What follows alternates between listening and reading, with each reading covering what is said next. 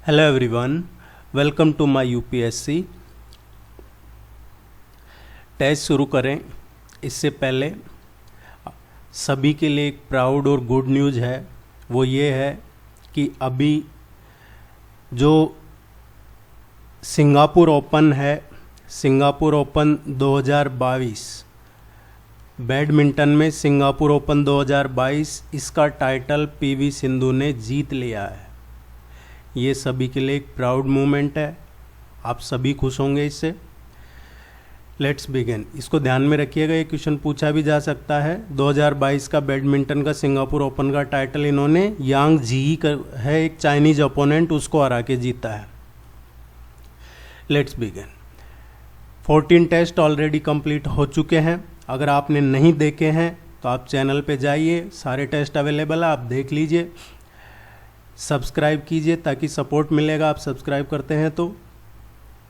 आपने अभी तक टेस्ट सीरीज ज्वाइन नहीं की है तो टेस्ट सीरीज ज्वाइन कर लीजिए। टेस्ट सीरीज आप ज्वाइन करते हैं, उसके बाद में आपको जितने भी टेस्ट हुए हैं उन टेस्ट का सोल्ड पीडीएफ मिलेगा, प्लस आपके सिलेबस के नोट्स मिलेंगे, हिंदी या इंग्लिश जो भी आपका मीडियम है। और उसके बाद में आपको मॉक टेस्ट करवाए जाएंगे जब तक आपका एग्ज़ाम होगा, तब तक। तो आप टेस्ट सीरीज़ का लिंक आपको नीचे डिस्क्रिप्शन में मिल जाएगा। कॉन्टैक्ट डिटेल है डिस्क्रिप्शन में, आप कॉन्टैक्ट करके आपकी कोई डाउट है तो पूछ सकते हैं। अदरवाइज टेस्ट सीरीज़ ज़रूर ज्वाइन कीजिए, क्योंकि टेस्ट सीरीज़ में जितने भी टेस्ट करवाएंगे सभी में आपको 30 क्वेश्चन करवाए जाएंगे, 30 questions.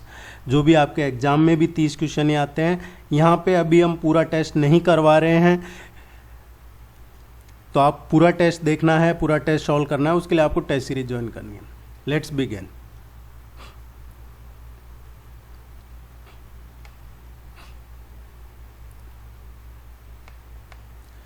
Which among the following pairs of rivers and tributaries are correctly matched.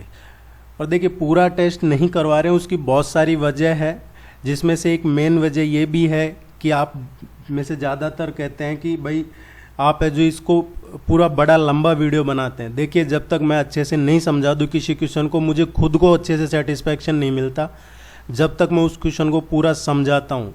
मेरा यही है कि अगर इस टॉपिक से या इस क्वेश्चन से रिलेटेड कोई भी क्वेश्चन एग्जाम में आए तो वो आप उसको 100% सही करके आए। मकसद ये नहीं है कि क्वेश्चन बता दिया और उसका आंसर बता दिया, इसका मतलब तो ये हुआ कि ये जो क्वेश्चन बता रहे हैं ये डायरेक्ट यूँ का यूँ उठ के एग्जाम में आएगा और आपको आंसर ए बी सी पे टिक करना है, ऐसा नहीं है। इसलिए आप जितना भी टाइम इसको देख पाएँ और आपके पास जब पूरा टाइम हो जब भी देखें। आपसे ये भी रिक्वेस्ट है, क्योंकि बहुत सारे क्या करते हैं कि ओपन किया, 1 मिनट देखा और फिर क्लोज किया, उससे देखिए हमारी मेहनत डाउन होती है। क्योंकि आप जब उसको कम देखते हैं तो उससे उसका रैंक डाउन होता है और वो इनडायरेक्टली आप हमारी मेहनत को ही नुकसान पहुँचा रहे हैं। तो ये आपसे रिक्वेस्ट रहेगी कि जब आपके पास टाइम हो जब भी देखें, जब भी आपको सूटेबल हो। Let's begin. Which among the following pairs of rivers and tributaries are correctly matched? Godavari river, Indravati, Ganga river, Penganga, Krishna, Bhima, Luni, Sukri. देखिए इसमें से जो गोदावरी रिवर है, गोदावरी रिवर की बात करते हैं। गोदावरी रिवर कहाँ से ओरिजिनेट होती है? गोदावरी रिवर इंडिया की 2nd लॉन्गेस्ट रिवर है। यह आपको ध्यान रखना है, इंडिया की 2nd लॉन्गेस्ट रिवर कौन सी है? गोदावरी रिवर है। और इससे सबसे लॉन्गेस्ट रिवर कौन सी है इंडिया की? गंगा रिवर। एंड ये गोदावरी है जो 3rd लार्जेस्ट रिवर है, 3rd लार्जेस्ट रिवर है ये। देखिए ये कहाँ से ओरिजिनेट होती है Godavari river? Godavari river originate होती है त्रिंबकेश्वर, नासिक, महाराष्ट्र। त्रिंबकेश्वर, नासिक, महाराष्ट्र से ओरिजिनेट होती है गोदावरी रिवर। और ये कहाँ किन किन स्टेट्स में फ्लो करती है? गोदावरी रिवर है ये महाराष्ट्र, तेलंगाना, आंध्र प्रदेश, छत्तीसगढ़ एंड ओडिशा। महाराष्ट्र, तेलंगाना, आंध्र प्रदेश, छत्तीसगढ़ और ओडिशा, 5 स्टेट्स में होके ये रिवर है जो ड्रेन करती है। इसका ये करेक्ट है, क्वेश्चन में करेक्ट ही पूछा है। गोदावरी, ये इंद्रावती गोदावरी रिवर की सहायक रिवर है, ट्रिब्यूटरी है, सही है। गंगा, पेन गंगा, देखिए जो पेन गंगा है it is a tributary of Wardha river, not Ganga. Wardha river की ट्रिब्यूटरी है पेन गंगा, सो ये करेक्ट नहीं है। गंगा कहाँ से ओरिजिनेट होती है यह भी मैं आपको बताऊंगा, इसका थोड़ा सा डिटेल में। कृष्णा और भीमा, कृष्णा रिवर और भीमा रिवर है। कृष्णा रिवर ओरिजिनेट कहाँ से होती है, ये डेक्कन का प्लेट्यू है, सुना होगा आपने, दक्कन का पठार, डेक्कन का plateau, and it is the third longest. Second longest थी गोदावरी और कृष्णा है third longest river after Godavari and Ganga.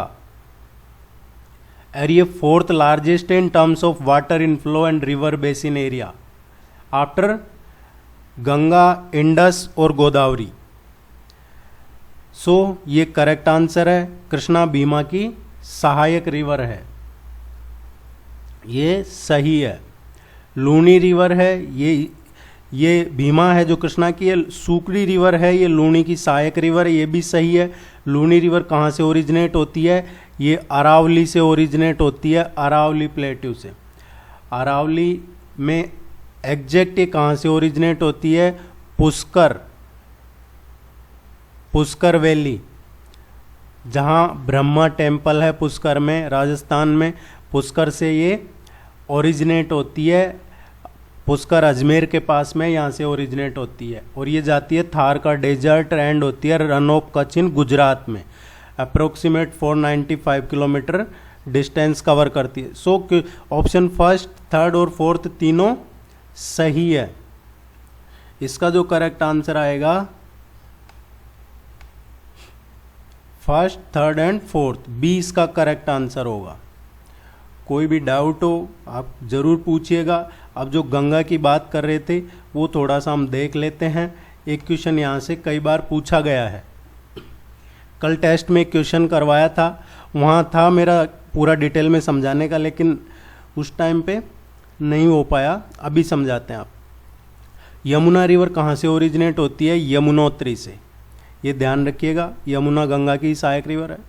Gangotri से भागीरथी निकलती है, गंगा नहीं निकलती है, भागीरथी निकलती है यमुनोत्री ग्लेशियर से, गंगोत्री ग्लेशियर से। और केदारनाथ है, यहाँ से मंदाकिनी निकलती है। भागीरथी और मंदाकिनी ये अलकनंदा में मिलती है आके। और बद्रीनाथ है, यहाँ से अलकनंदा रिवर ओरिजिनेट होती है। ये ध्यान रखने वाली चीज़ है। यमुनोत्री ग्लेशियर से यमुना ओरिजिनेट होती है, गंगोत्री से गंगा नहीं ओरिजिनेट होती, गंगोत्री से भागीरथी ओरिजिनेट होती है। और फिर भागीरथी अलकनंदा में मिलती है, कहाँ पे, देवप्रयाग में, यहाँ से इसका नाम गंगा है। इससे पहले भागीरथी और अलकनंदा दो अलग अलग रिवर्स हैं, जो एक गंगोत्री से और एक बद्रीनाथ से ओरिजिनेट होती है, देवप्रयाग में मिलती है, यहाँ से गंगा कहा जाता है। केदारनाथ से मंदाकिनी निकलती है और वो मिलती है कहाँ पे, रुद्रप्रयाग में, किसको, अलकनंदा रिवर को। अलकनंदा रिवर को रुद्रप्रयाग में मंदाकिनी मिलती है। ये पूछा जाता है कई बार क्वेश्चन, मंदाकिनी और अलकनंदा कहाँ पे मिलती है, या रुद्रप्रयाग में किन दो नदियों का संगम है, मिलन है, ये पूछा जाता है। कर्णप्रयाग है, इसमें अलकनंदा और पिंडर रिवर का ये मिलती है। अलकनंदा और नंदाकिनी ये नंदप्रयाग में मिलती है, नंदप्रयाग में। और धौली गंगा और अलकनंदा मिलती है, ये विष्णुप्रयाग में मिलती है। मेरा आपसे रिक्वेस्ट है कि आप इन सभी को नोट कर लीजिएगा, ये बहुत इम्पोर्टेंट है।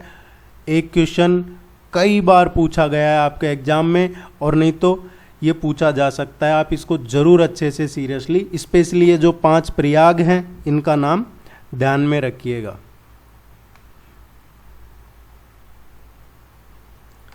Which among the following regions was most affected by the revolution of 1857? 1857 की जो क्रांति हुई थी उसमें सबसे ज़्यादा कौन सा रीजन अफेक्ट हुआ था?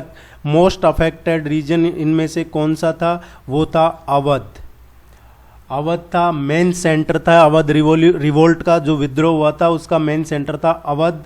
और ये क्यों था? Because it was annexed by Lord Dalhousie in 1856। हड़पने की नीति आपने सुना होगा, डॉक्ट्रिन ऑफ लैप्स, इसी के अकॉर्डिंग इसको हड़प लिया था डलहौजी ने 1856 में, और ये सेंटर पॉइंट बन गया था। और यहाँ पे जो लीड किया था रिवोल्ट को, it was lead by Begum Hazrat Mahal. Begum Hazrat Mahal ने यहाँ अवध में लीड किया था। इनको ये भी बोला जाता है, she is also known as Begum of Awadh, Begum of Awadh भी बोला जाता है इनको, यह आप ध्यान रखिएगा, पूछा जा सकता है एग्जाम में।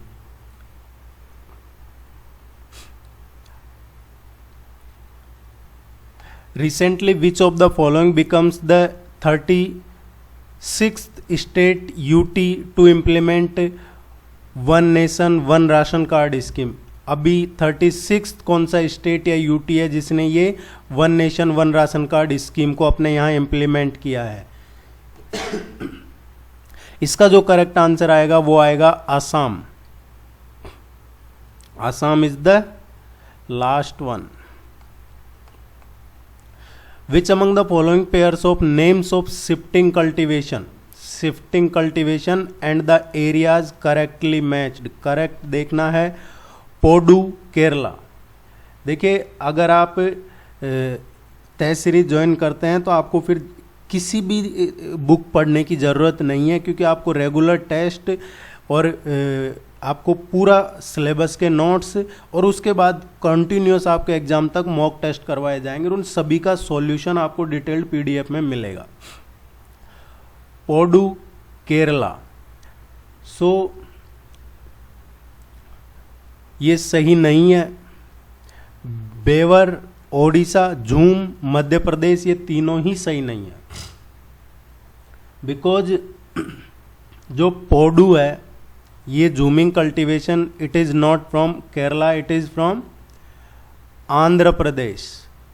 याद रखिएगा, ये आंध्र प्रदेश का है। बेवर, बेवर कहाँ का है?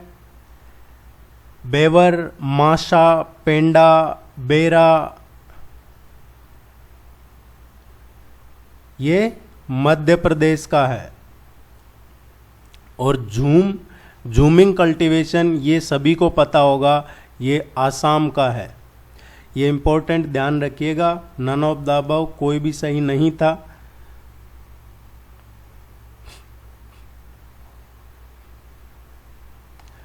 According to the which article of the constitution the executive powers of union is vested in the president? अभी प्रेसिडेंट और वाइस प्रेसिडेंट दोनों के इलेक्शन होने वाले हैं, तो आपको इनको थ्रू आउट फॉलो करना है। एग्जाम में 101% क्वेश्चन प्रेसिडेंट या वाइस प्रेसिडेंट से पूछा जाएगा, चाहे किसी भी वे में पूछा जाए, इसलिए हमारी कोशिश है कोई क्वेश्चन मिस ना हो, पूरे इनसे रिलेटेड जो भी टॉपिक्स है कवर करवा रहे हैं।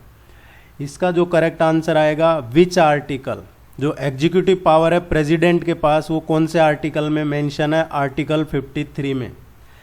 देखिए, according to article 52(1) of the Constitution of India, the executive power of the Union government is vested in the President and shall be exercised by him either directly or through officers subordinate to him।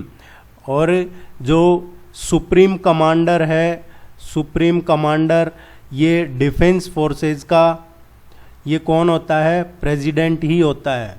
ये इसका correct answer है।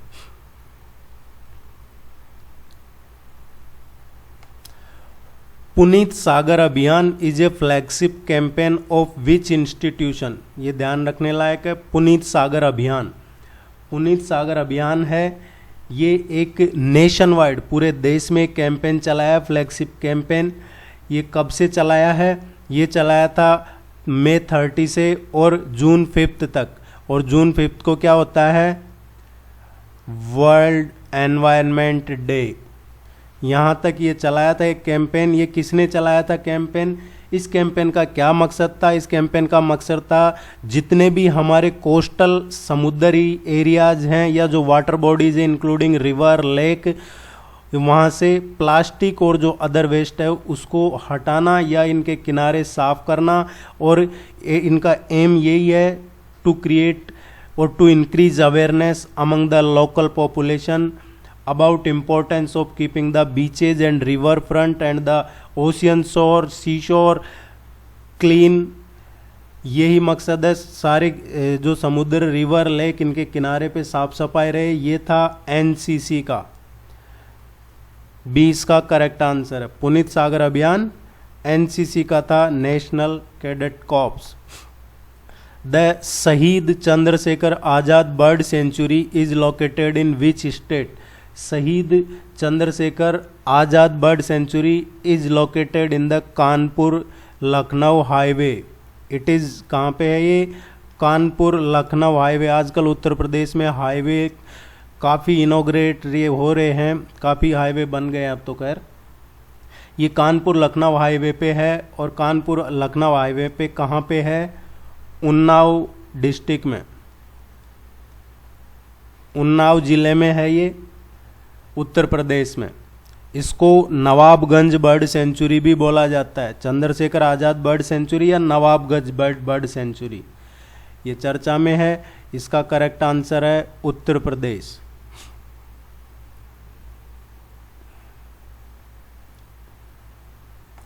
Which among the following states of present India refused to join India after independence? आज़ाद होने के बाद कौन से ऐसे थे इनमें से जिन्होंने इंडिया को ज्वाइन करने से ही मना कर दिया था? उस टाइम की बात है। बाद में पटेल साहब ने